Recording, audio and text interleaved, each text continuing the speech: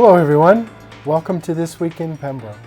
I'm Bill Chenard, the Pembroke Town Manager. With me today are Sabrina Chilcott, the Assistant Town Manager, and Health Agent Lisa Cullity. We're going to talk about summer happenings, lots of fun things to do in Pembroke, but we're also going to talk about hazards and safety for everyone during those activities. So I'm going to start right off by introducing Sabrina Chilcott. And she's going to talk about everything there is to do in Pembroke in the summer. Wonderful. Thank you very much, Bill. It's a pleasure to be here.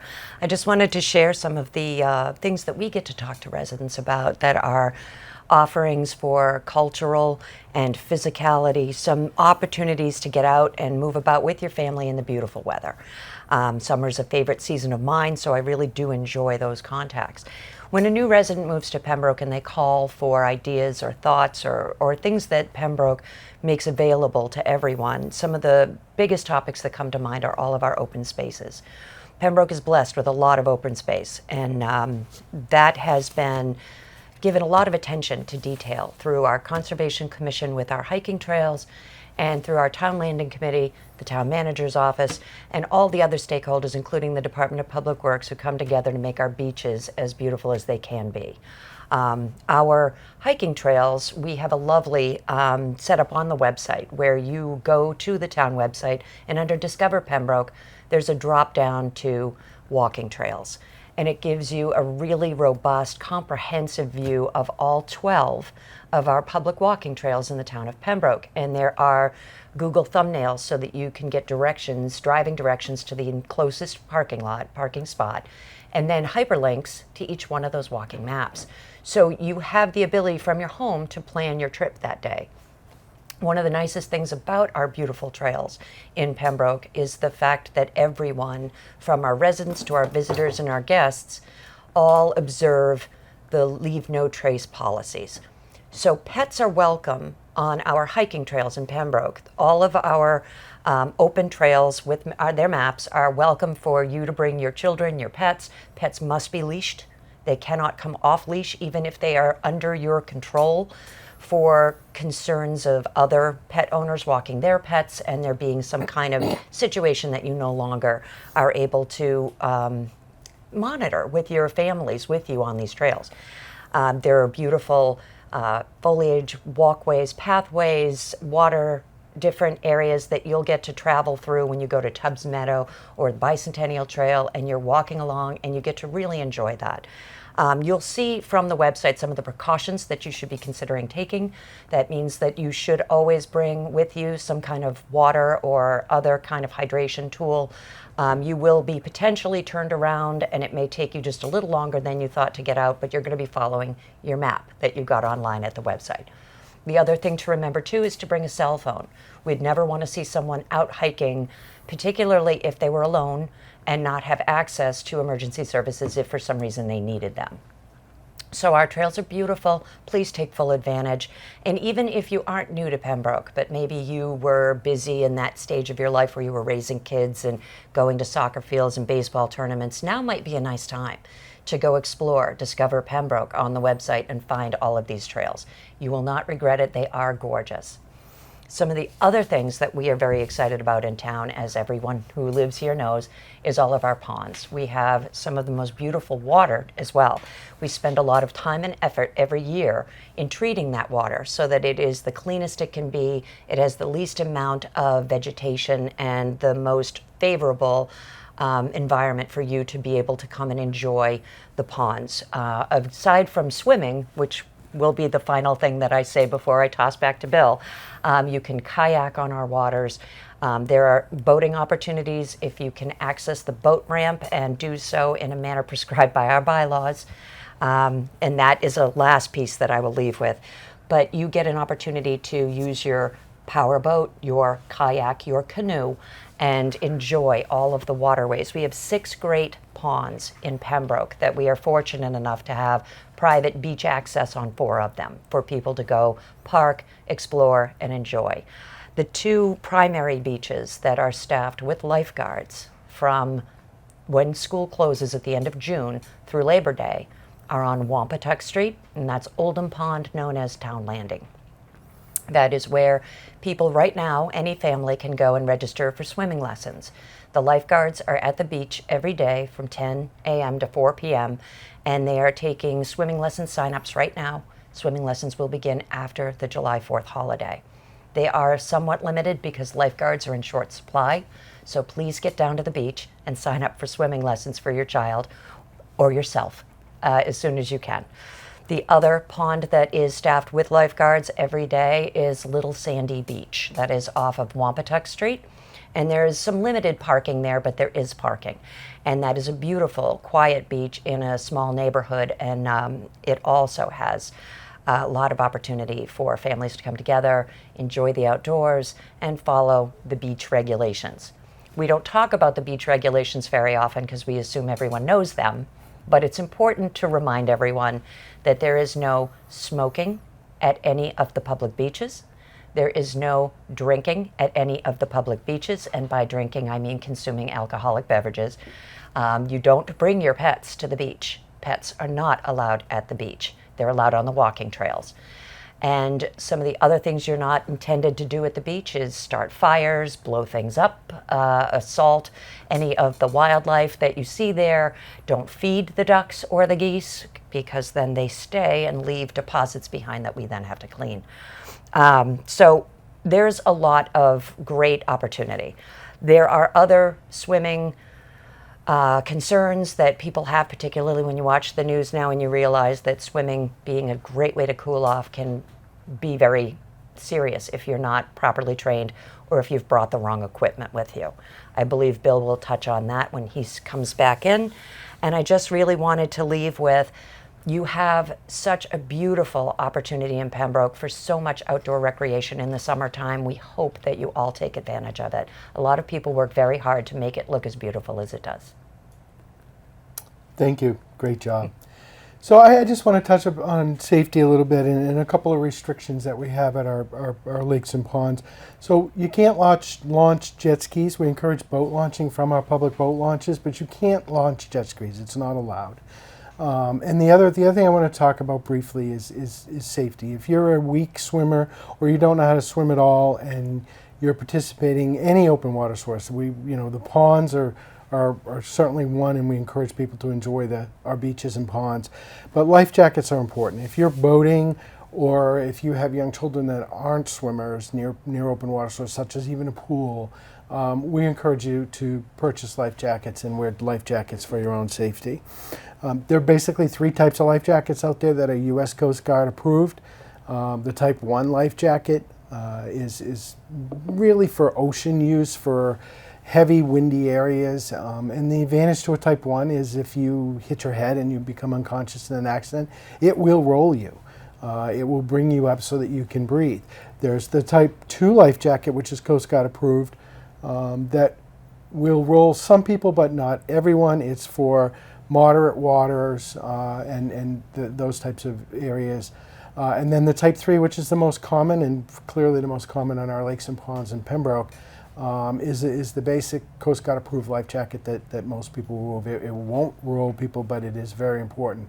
It's also very important to make sure that the life jackets that you're using are clean or in good condition prior to using them, and make sure that they're fitted correctly. Life jackets have adjustable straps, adjustable zippers, and things like that. Make sure that those are fitted before you go out in the boat or to a pond if you're a non-swimmer.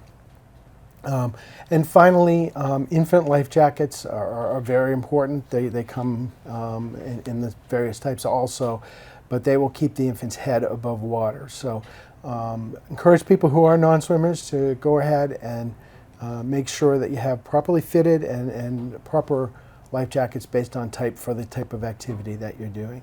At this point, I'm going to shift a little bit, and we're going to talk about some of the summer hazards, everything from triple E to heat exhaustion and some few things in between. And that's why we brought Lisa. So I'm going to throw it to Lisa. We'll start with the triple E. Triple E in Massachusetts, the state's website says it comes about every 20 years and lasts for about 3 years. Well, we're in that 3-year period now. So Lisa, can you tell us a little bit about triple E and what precautions we should be taking? Sure. So in the summer, the temperatures will change and they become a little more hospitable to mosquitoes, mosquito production and breeding. And the reason we want to be not concerned, cautious of mosquitoes and the diseases that they can carry is because some of those can make us really sick. Triple B being one of the most predominant ones that I think everyone's seen on the news. There has been some loss of life, unfortunately, associated with it. So the things we want to think about are either covering up and or using insect repellent during high mosquito hours, i.e. dusk and dawn are those times when those animals are going to be the most present. They are present at night. That is another time that we want to be more cautious, but usually people aren't out as much in the nighttime hours. During the heat sun of the day, they're not usually as much of a problem.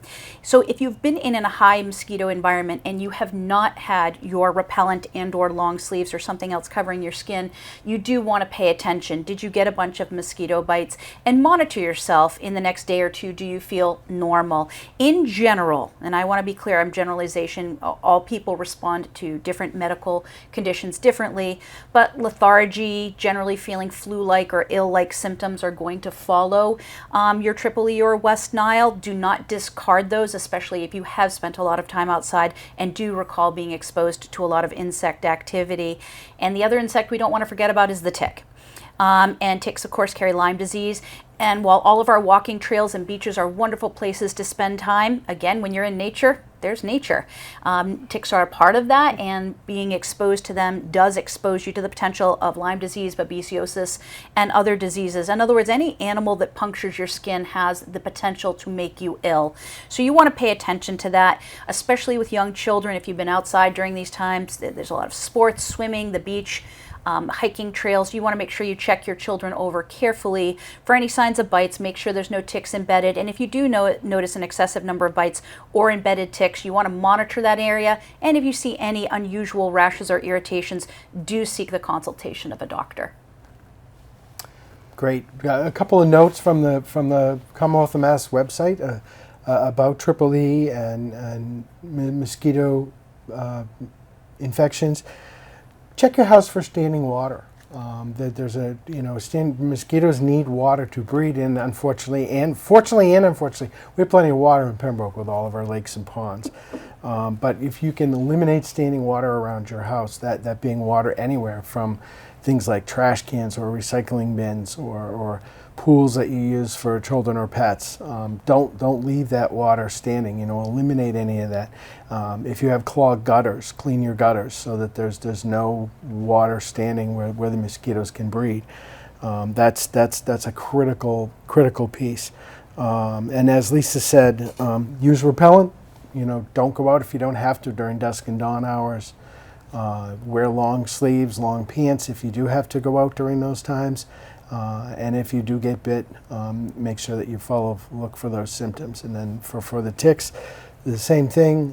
One thing that's noted about the ticks that in reading is that tick bites can occur all months of the year. They're not actually limited to the summertime months. I know we're talking about summer today, but tick bites can occur in the fall and the spring and even the winter on some rare occasions. They don't go away.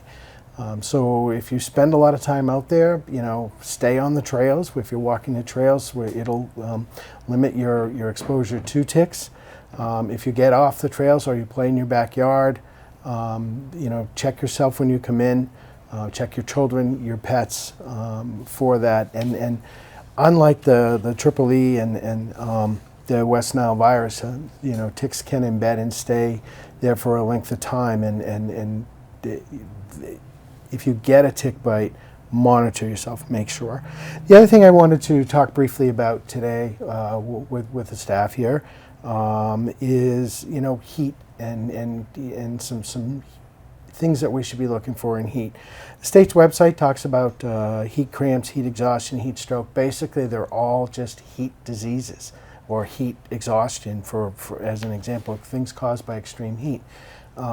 So it's just progressive. So I'm going to throw it to Lisa to talk again about those heat activities and what we should be doing to avoid getting heat cramps, heat exhaustion, or heat stroke. So most everything that you've named all comes down to hydration. And I think everyone knows, especially in this day and age, the importance of hydration. It's something we talk about all the time with health, but it's really important in the summer. Obviously, we're going to be outside, we're going to be experiencing a lot higher heat, and we're going to be exposed to a lot more sunshine. So in that, we want to remember to stay hydrated and especially monitor your children's hydration. It is so easy for a child that spends all day in a pond or a pool to say, oh, I'm fine, and they don't feel the heat or they don't feel the dehydration coming on because they're in a water atmosphere, when in fact you can become dehydrated and everything else. And also with the heat, we have to consider the sun. Obviously, cancers are on the rise. We want to make sure that we're using our sun guards and sun protection, whether that be sunscreen, or also consider rash guards, which are basically those swimsuits that have long sleeves that also prevent the sun exposure and causing any of those other diseases. In the last part, coming back down to the pond safety that Sabrina was so nice to mention earlier, please keep in mind that while our beaches, some of them have lifeguards, some do not, nothing replaces monitoring your children and their behavior for all of these things: heat exhaustion, heat stroke, dehydration, their own swimming safety, and their own sun safety. We want to be monitoring those that cannot monitor themselves. And the last thing is, even if you've been in the water all day, if someone is feeling tired, sluggish, worn down, please remove yourself to a cooler environment. And I know not everyone responds to these heat environments as well. Keep in mind, we still have a library with all kinds of fun activities going on for kids all summer that is air conditioned. So certainly if you're looking to beat the heat another way outside of the sun, that is also a great option available. Yeah. So Lisa mentioned a very, very key important factor there, that we want people to enjoy and work on keeping themselves, having some fun, keeping cool, going to the beaches. But not all of our beaches are lifeguard protected, and not the two that are lifeguard protected are protected 100% of the time. They're there every day between now and Labor Day on the two beaches, but there'll be hours outside of that time frame where you may want to enjoy the beaches. They are open. We encourage people to use them, but they are swim at your own risk. So keep that in mind when you go. So do make sure that if you have non-swimmers in your family, that you monitor them for safety. So I want to shift a little bit and talk about a couple of other things that I think are important when it comes to heat and safety.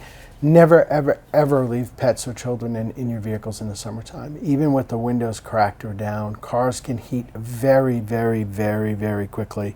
And the children's bodies aren't like adults. They get hot and much, much faster than adults. I believe that the statistics show it's 3 to 5 times faster than an adult body. So even a car at 60 degrees with the windows cracked, with the sun shining, can heat so quickly that it would be dangerous to leave pets or children there.